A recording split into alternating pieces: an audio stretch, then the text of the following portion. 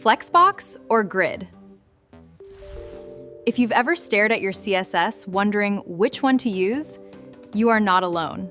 In a recent developer survey, 98% use Flexbox, 87% use Grid, but only 1 in 3 actually feel confident choosing between them. By the end of this video, you'll never be confused again. Let's fix that, together. Here's the one sentence that explains everything. Flexbox is one-dimensional. Grid is two-dimensional. Flexbox arranges items along a single line, a row, or a column. Just one direction. Grid controls rows and columns at the same time. Two directions, full control. Think of Flexbox like items on a single shelf. You control the spacing and order along that one shelf. Grid is like a chessboard. You define the rows and columns up front, then place items into exact squares. Let's see it in action. Here's a navbar, logo on the left, links in the middle, a button on the right. This is the textbook Flexbox example.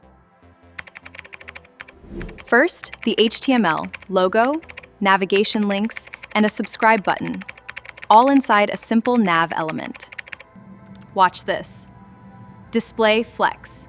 One line, and my navbar items line up instantly. Justify content, space between.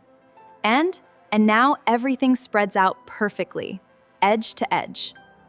Now watch, I add a fourth link, and Flexbox just adjusts the spacing automatically. No extra code needed. That's the superpower of Flexbox. It doesn't care how many items you have. 3 links or 7, it adapts to unknown content.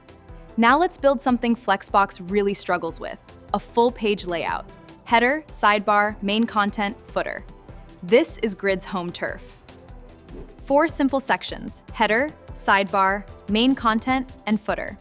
Simple HTML, just 4 boxes. Look at Grid template areas. I'm literally drawing the layout in my CSS using words.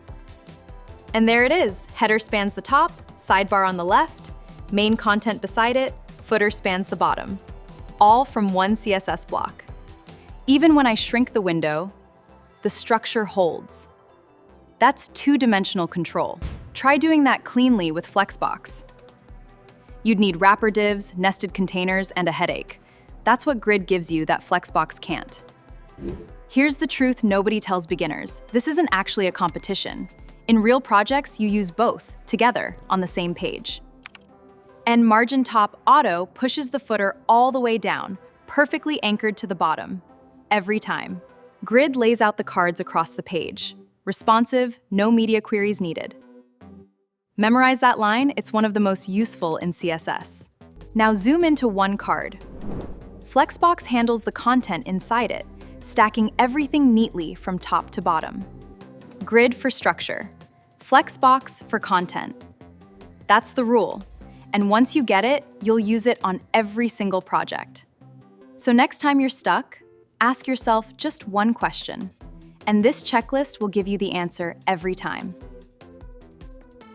1 row or column? Reach for Flexbox. Unknown number of items that need to adapt? Also Flexbox. Rows and columns at the same time? That's Grid. Fixed structure like a full page or dashboard? Also Grid. And in real projects, you use both. Flexbox and Grid aren't rivals, they are teammates. Flexbox and Grid. Now you know exactly when to use each one. If this helped you, hit that subscribe button, drop a comment below, and I'll see you in the next one.